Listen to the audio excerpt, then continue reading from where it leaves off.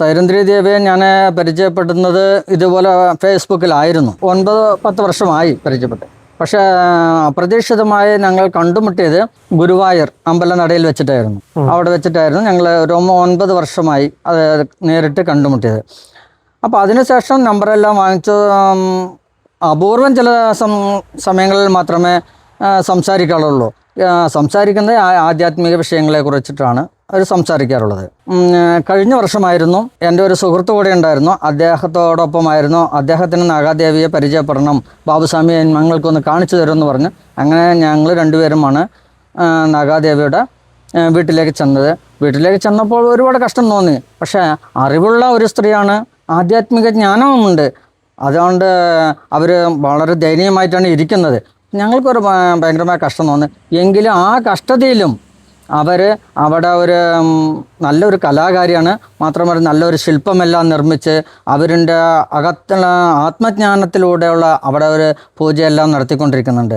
അത് വളരെ ലളിതമായി സംസാരിക്കുന്നു, ലളിതമായ ഭക്ഷണം, ലളിതമായ ജീവിതം. വളരെ എനിക്ക് നല്ല ഇഷ്ടപ്പെട്ടു. ശരിക്കും ഒരു ബിരുദധാരിയായ ഒരു യുവതിയാണല്ലേ? ബിരുദധാരിയായ ഒരു യുവതിയാണ് എന്നാണ് ഞാൻ മനസ്സിലാക്കിയത്. അപ്പോൾ നിങ്ങൾ നൃത്തം ചെയ്തിട്ടുണ്ടെന്നൊക്കെ പറയണ്ടായി. അപ്പം അതെങ്ങനെ ഉണ്ടായിരുന്നു? നൃത്തം എൻ്റെ കൂടെ വന്ന ഒരു കലാകാരനുണ്ട്. നൃത്തം ഡോക്ടറേറ്റ് എടുത്ത ആളാണ്. അദ്ദേഹം നൃത്തം ചെയ്യണം, നാഗാദേവിൻ്റെ മുന്നിൽ നൃത്തം ചെയ്യണം എന്ന് പറഞ്ഞു. അദ്ദേഹത്തിൻ്റെ പേരും ബാബുവാണ്. അപ്പോൾ നമ്മളും ബാബുവാണ്.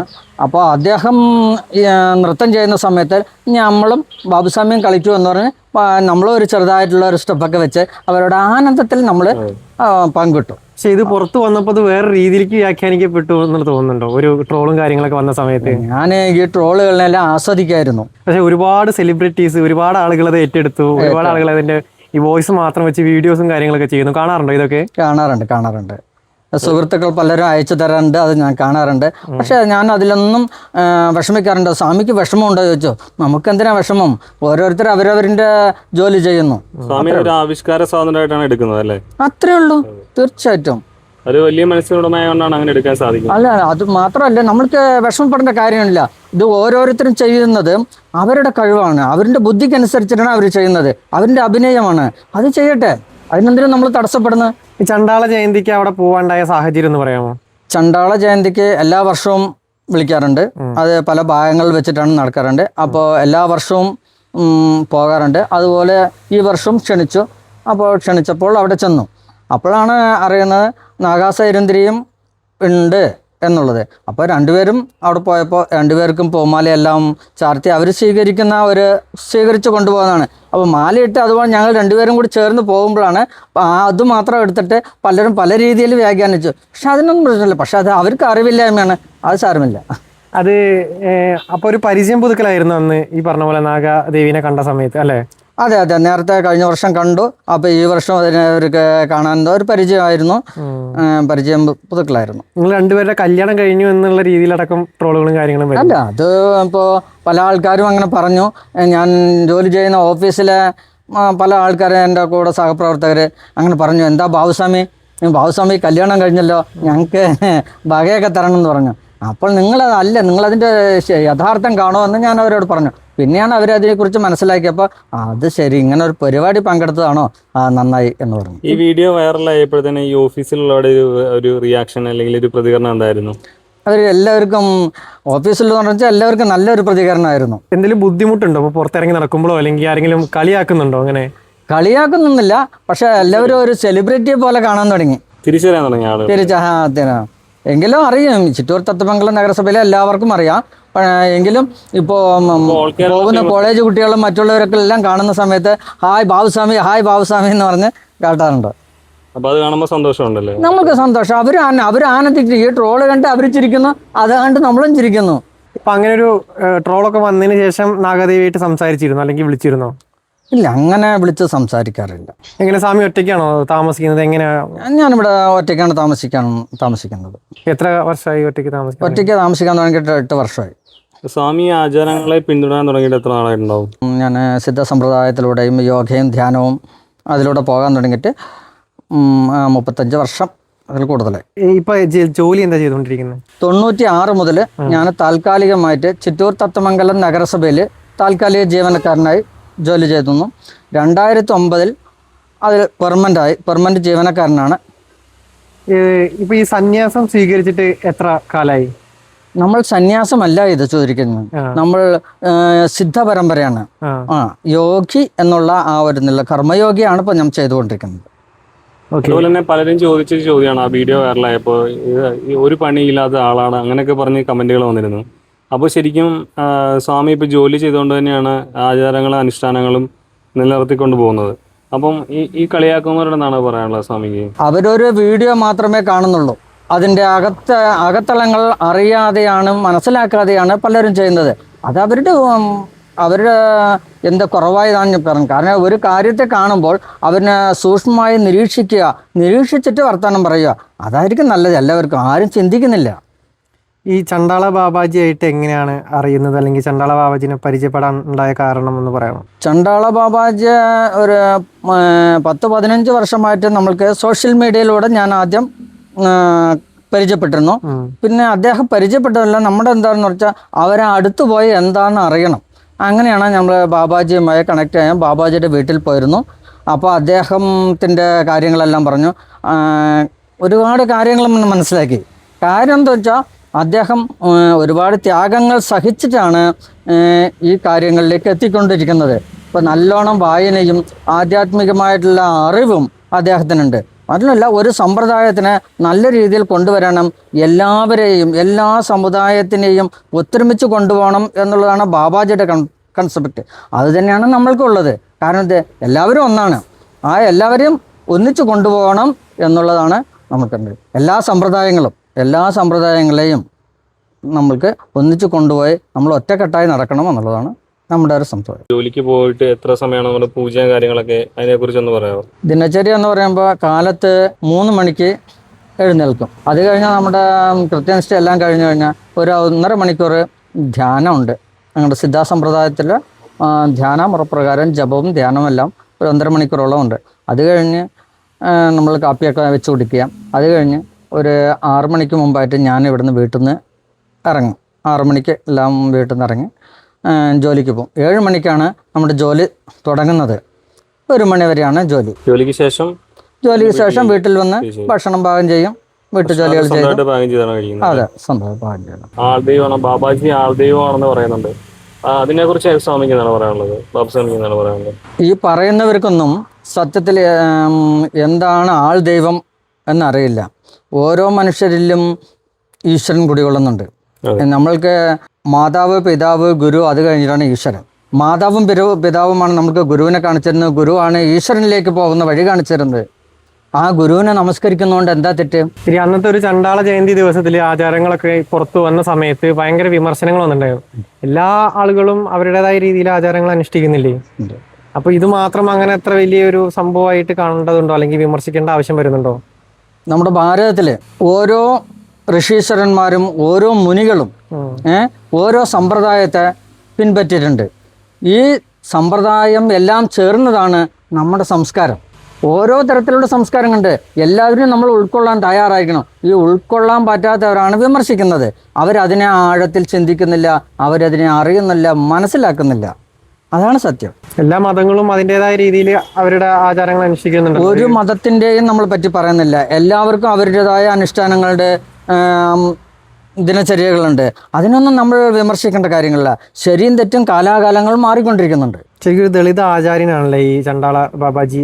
അതെ, അതേക്കുറിച്ച് അദ്ദേഹം കൂടുതൽ പഠിക്കുകയും അതേക്കുറിച്ച് പ്രചരിപ്പിക്കുകയും അത് മനസ്സിലാക്കുകയും ചെയ്തുകൊണ്ടിരിക്കുന്നു. ആൾ ദൈവം എന്നുള്ളതൊന്നും അത് വെറുതെ ചുമ്മാ പറയുകയാണ്. പക്ഷേ ഈ പറയുന്നവർ തന്നെ ആയിരിക്കും അവൻ്റെ അമ്മനെ നമസ്കരിക്കുന്നില്ലേ, അച്ഛനെ നമസ്കരിക്കുന്നില്ലേ, ഗുരുനാഥനെ നമസ്കരിക്കുന്നില്ലേ? അതെല്ലാം നമസ്കരിക്കലല്ലേ? അതുപോലെ തന്നെയാണ് നമ്മൾക്ക് ഇഷ്ടപ്പെട്ടുള്ള ഒരു വിഗ്രഹത്തിനെയോ ഒരു ഈശ്വരൻ സങ്കല്പമായിട്ടുള്ളതിനെ നമ്മൾ മുന്നിൽ നമസ്കരിക്കുന്നുണ്ട്. അപ്പോൾ ജീവനുള്ള ഒന്നിൻ്റെ മുന്നിൽ നമസ്കരിച്ചാൽ എന്താണ്? തമിഴിൽ സിദ്ധന്മാർ പറയുന്നുണ്ട്, നട്ടകല്ലും പേസുമ നാഥൻ ഉള്ളിരിക്കയിൽ. അത് സത്യമല്ലേ? ബാബാജിയുടെ ഉൾപ്പെടെയുള്ള അവരുടെ വസ്ത്രധാരണത്തെ കുറിച്ച് കുറെ കളിയാക്കിക്കൊണ്ട് കുറച്ച് പേര് സംസാരിക്കുകയുണ്ടായി. കുറെ ആളുകൾ കമന്റ് ബോക്സിലായാലും ആ വീഡിയോ പ്രചരിച്ചപ്പോൾ സംസാരിക്കുകയുണ്ടായി. അപ്പോൾ ആ വസ്ത്രധാരണത്തെ കുറിച്ച് ഇങ്ങനെ സംസാരിക്കുന്നവരോട് എന്താണ് പറയാനുള്ളത്? നമ്മൾക്ക് പ്രത്യേകിച്ച് പറയാനുള്ളത് ഒന്നുള്ളൂ, എല്ലാവർക്കും സ്വാതന്ത്ര്യമുണ്ട്. സ്വതന്ത്രമായി ചിന്തിക്കണം. ഒരു ഗുരുവിൻ്റെ കാര്യത്തിൽ പിൻപറ്റി ജീവിക്കുമ്പോൾ ഗുരുവിൽ നിന്ന് കിട്ടുന്ന ജ്ഞാനത്തിലൂടെ സ്വയം ജ്ഞാനം ആർജിക്കുകയും പിന്നെ വസ്ത്രധാരണമാണ്. വസ്ത്രധാരണത്തിനാണ് എല്ലാവരും ചോദിക്കുന്നത്. വസ്ത്രധാരണം എല്ലാവരും ഒരു യൂണിഫോം കോഡിലാണോ ജീവിക്കുന്നത്? അല്ലല്ലോ. പലരും പല രീതിയിൽ വസ്ത്രധാരണം ചെയ്യുന്നുണ്ട്. നമ്മൾക്കും സ്വാതന്ത്ര്യമുണ്ട്. ഈ ലോകത്ത് ഈ ഭാരതത്തിൽ പ്രത്യേകിച്ച് നമുക്ക് സ്വാതന്ത്ര്യമല്ലേ? ഒരു വസ്ത്രധാരണം തിരഞ്ഞെടുക്കാൻ സ്വാതന്ത്ര്യമില്ലേ? ഇതിനെല്ലാം ചോദ്യം ചെയ്യുന്നത് ശരിയല്ലല്ലോ. ബാബാജിയുടെ രീതിയിലുള്ള വസ്ത്രധാരണം, നമ്മൾ നമ്മുടെ രീതിയിലുള്ള വസ്ത്രധാരണം, ഇതെല്ലാം നമ്മൾ ഉൾക്കൊള്ളുന്നതാണ് ഭാരത സംസ്കാരം. അതുപോലെ തന്നെ ആ സ്റ്റേജിൽ നടന്ന ഒരു ഗാനത്തെ അപകീർത്തിപ്പെടുത്തുന്ന രീതിയിൽ ചോളംപൊരി ഉണ്ടംപൊരി എന്നൊക്കെ പറഞ്ഞിട്ട് അത് ട്രോളുകളൊക്കെ ഇറക്കിയിട്ടുണ്ടായിരുന്നു. അപ്പൊ ശരിക്കും അത് എന്ത് ഗാനമാണ്? അതിനെക്കുറിച്ചുള്ള ഡീറ്റെയിൽസ് ഒന്ന് പറയാൻ പറ്റുമോ? വേദിയിൽ അവതരിപ്പിച്ച ഗാനം അത് ബാബാജിയുടെയാണ്. ബാബാജി ആദിമ സംസ്കാരത്തിൽ അദ്ദേഹം നിരൂപിച്ചിട്ടുള്ള, അദ്ദേഹം എഴുതി തയ്യാറാക്കിയതല്ല, അദ്ദേഹത്തിൻ്റെ മനസ്സിൽ തുടങ്ങിയിട്ടുള്ള അല്ലെങ്കിൽ മനസ്സിൽ വന്നിട്ടുള്ള കാര്യങ്ങളാണ് അദ്ദേഹം അതിനകത്ത്. സംസ്കൃതത്തിൽ പറഞ്ഞാൽ നിങ്ങൾക്ക് എല്ലാവർക്കും ആർക്കും പ്രശ്നമില്ല. അതായത് സ്വന്തം മാതൃഭാഷയിൽ ഒരു മന്ത്രം ഈശ്വരനെ വിളിക്കുന്നതിൽ ഇതിലെന്താ തെറ്റ്? ആർക്കും അറിയാത്ത ഭാഷയിൽ, മറ്റുള്ളവർക്ക് അറിയാത്ത ഭാഷയിൽ ചൊല്ലി ഇതാണ് ആചാരമെന്ന് പറയുന്നത് ശരിയാണോ? എല്ലാവർക്കും അറിയുന്ന ഭാഷയിൽ പറയുന്നതാണോ ശരി? ഇതിനെ ഉൾക്കൊള്ളാതെ പറയുന്നതല്ലേ മറ്റുള്ളവർ ചെയ്യുന്നത്? ഇപ്പോൾ സ്വാമി ഇതേപോലെ വസ്ത്രം ധരിച്ചിട്ടാണോ ഈ പൊതുസമൂഹത്തിൽ നടക്കുന്നത്, അതോ ഈ പറഞ്ഞ പോലെ? ഇതേ വസ്ത്രം തന്നെയാണ് പൊതുസമൂഹത്തിൽ ഞാൻ നടക്കുന്നത്. ആർക്കും യാതൊരുവിധ കുഴപ്പവുമില്ല. ഈ മുടി നീട്ടി വളർത്തി, താടിയൊക്കെ വളർത്തി ഇങ്ങനെ നടക്കുമ്പോൾ ആൾക്കാർ എന്തെങ്കിലും പറയാറുണ്ടോ? അത് ജനങ്ങൾ പലതും പറയും. നമ്മളതൊന്നും എന്തിനാ എടുക്കണേ? അതെല്ലാം സ്വാതന്ത്ര്യമല്ലേ, നമ്മുടെ സംസ്കാരമാണ്. നമ്മുടെ പൂർവികന്മാർ അങ്ങനെയാണ്. കുംഭമേളയ്ക്കൊക്കെ പോയിട്ടുണ്ടോ? കുംഭമേളയ്ക്ക് പോയിരുന്നു. മഹാകുംഭമേളയ്ക്കല്ലേ? അതെ, മഹാകുംഭമേളയ്ക്കാണ് പോയിരുന്നത്. അനുഭവം എന്ന് പങ്കുവയ്ക്കുക പറഞ്ഞാൽ, ഇത്രയും വലിയ ഒരു കുംഭമേളയിൽ പങ്കെടുക്കാൻ പറ്റിയത് ഒരു മഹാഭാഗ്യമായി കരുതുന്നു. മാത്രമല്ല അതൊരു സംസ്കാരമാണ്. അതിനെ തെറ്റു പറയാനും കുറ്റം പറയാനും നമ്മളില്ല. കാരണം അതൊന്നും നടത്തി നോക്കുമ്പോഴേ അതിൻ്റെ കാര്യങ്ങൾ അറിയുള്ളൂ. കോടിക്കണക്കിന് ആളുകൾ അവിടെ വന്നു പോയി. കോടിക്കണക്കിന് ആൾക്കാരാണ്, അത്രയും ജനങ്ങളാണ്. പക്ഷെ എല്ലാവർക്കും എല്ലാ സൗകര്യങ്ങളോട് കൂടിയിട്ടാണ് എല്ലാവരും വന്നു പോയത്. അതിനെയൊക്കെ നമ്മൾ ബഹുമാനിക്കുന്നു. ആ സംസ്കാരങ്ങളെ കുറിച്ച് നമ്മളൊന്നും തെറ്റായി പറയാനായിട്ടില്ല. ഇങ്ങനെ വിമർശിക്കുന്ന ആളുകൾക്ക് ഇത്രയും ആളുകൾ മണ്ടന്മാരാണെന്ന് ഇവർ വിശ്വസിക്കുന്നുണ്ടോ? കാരണം ഒരുപാട് ആൾക്കാർ ട്രോൾ ചെയ്യുന്ന ആൾക്കാരൊക്കെ കോടിക്കണക്കിന് ജനങ്ങൾ അവിടെ വരുന്നു പോകുന്നു. ഭാരതത്തിലുള്ള സംസ്കാരങ്ങളെ നമ്മൾക്ക് മണ്ടത്തരമെന്ന് പറയാൻ പറ്റില്ല. കാരണം അതെല്ലാം സംസ്കാരമാണ്. ഈ സംസ്കാരത്തിൽ നിന്നും വ്യതിചലിച്ചവരാണ്, ഇതേ സംസ്കാരത്തിൽ നിന്നവരാണ് അതേ കുറ്റം പറയുന്നത്. ഇതേ സംസ്കാരത്തെ എന്തെന്ന് മനസ്സിലാക്കാത്തവരാണ് അതിനെ കുറ്റം പറയുന്നത് എന്നാണ് എനിക്ക് അറിയുന്നത്. പക്ഷെ അവർ മനസ്സിലാക്കാൻ ശ്രമിക്കട്ടെ.